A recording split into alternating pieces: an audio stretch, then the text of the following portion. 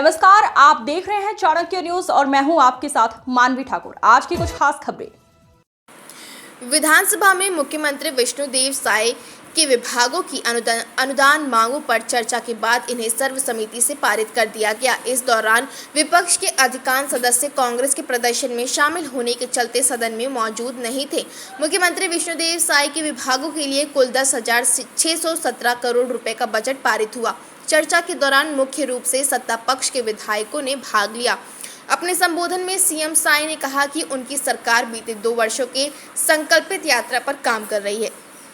उन्होंने बताया कि पिछले बजट में ज्ञान और गति पर फोकस था, जबकि इस बार संकल्प को और विस्तार दिया गया है। सीएम साय ने पूर्ववर्ती कांग्रेस सरकार पर निशाना साधते हुए कहा कि पिछले 5 वर्षों में कई योजनाओं में पारदर्शिता की कमी रही है। उन्होंने नरवा गरवा घुरवा बाड़ी जैसी योजनाओं के क्रियान्वयन पर भी सवाल उठाए हैं।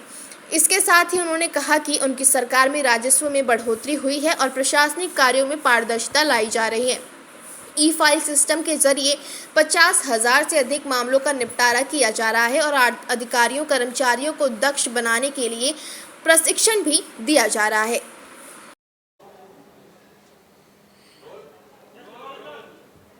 आज आपकी अनुदान मांगों पे चर्चा हुई, पारित हुआ। आपने विपक्ष पे काफी निशाना साधा है कि 5 साल में 5 बार भी मंत्रालय को क्यों नहीं देंगे। कुशासन पूरा ला दिया था, उसको आपने सुशासन में परिवर्तित किया।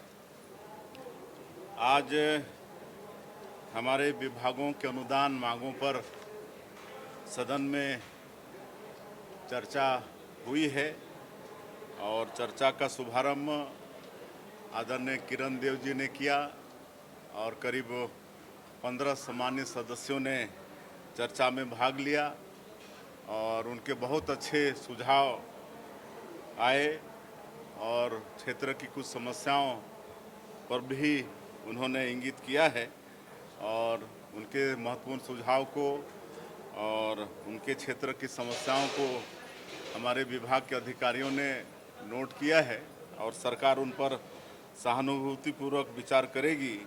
और आज सदन में चर्चा करके सामान्य प्रशासन विभाग के लिए 612 करोड़ 29 लाख 20 हज़ार रुपये, सामान्य प्रशासन विभाग से संबंधित अन्य व्यय 30 करोड़ 92 लाख रुपये, जल संसाधन विभाग के लिए 3,105 करोड़ 11 लाख 80 हज़ार रुपये, खनिज साधन विभाग से संबंधित व्यय 1,145 करोड़ 89 लाख 99 हज़ार रुपये, विमानन विभाग से संबंधित व्यय 314 करोड़ 99 लाख 90 हज़ार रुपये, इलेक्ट्रॉनिक्स एवं सूचना प्रौद्योगिकी विभाग के लिए 416 करोड़ 99 लाख 99 हज़ार रुपये, सुशासन एवं अभिसरण विभाग से संबंधित व्यय 77 करोड़ रुपये, जनसंपर्क विभाग से संबंधित व्यय 469 करोड़ 99 लाख रुपये, ऊर्जा विभाग से संबंधित व्यय 4,236 करोड़ 1 लाख 61 हज़ार रुपये, जिला परियोजनाओं से संबंधित व्यय 208 करोड़ रुपये 50 लाख रुपये और इस तरह से कुल 10,617 करोड़ 73 लाख 94 हज़ार रुपये के अनुदान मांग आज सदन में सर्वसम्मति से पास हुई। इसके लिए मैं सम्मानित सभी सदस्यों का बहुत बहुत आभारी हूं, उनका धन्यवाद करता हूं।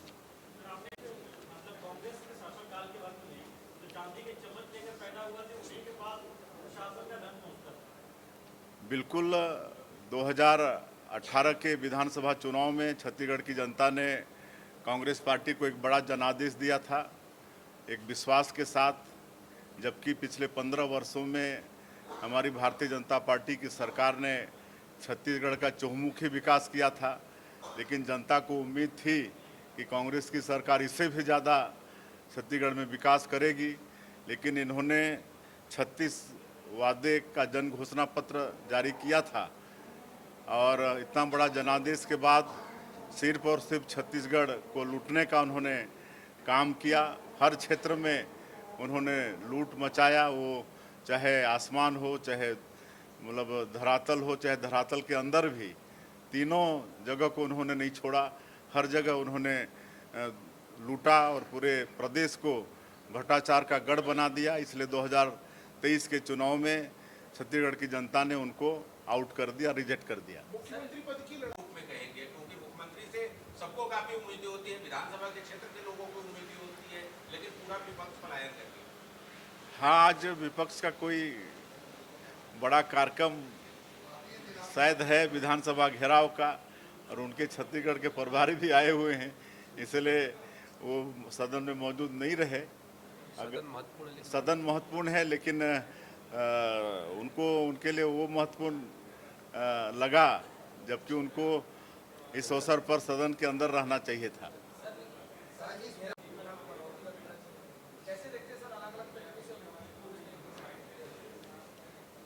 अब देखिए, कांग्रेस पार्टी मुद्दा विहीन हो गई है, इनके पास कोई मुद्दा है नहीं, और लगातार चुनाव हारते जा रहे हैं, देश की जनता का विश्वास खोते जा रहे हैं, और ये लोग बौखलाए हुए हैं, और इसलिए उल जलूल कुछ भी बातें करते हैं।